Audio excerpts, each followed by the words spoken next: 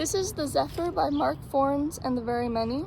It's made of aluminum and was set up in front of the Honors Hall in 2019.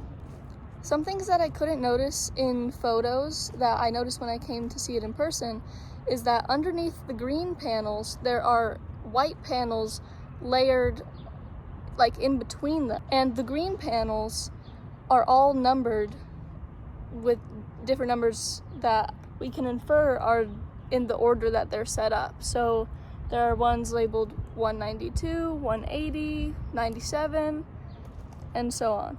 When the tiles start to reach a curve like this one, they start to have small triangular bends in them.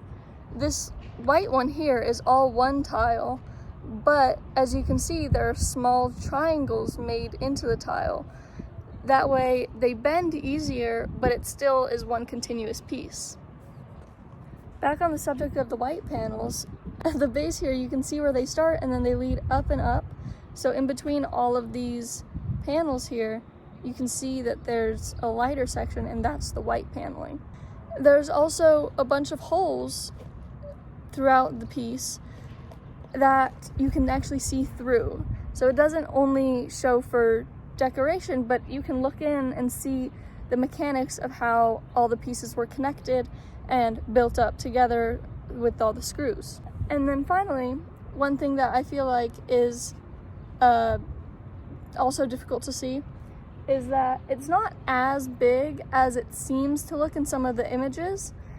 And the images seems much more intimidating. In person, it's about 3 to 4 times bigger than me, which is still huge, but not as huge as the photos make it seem.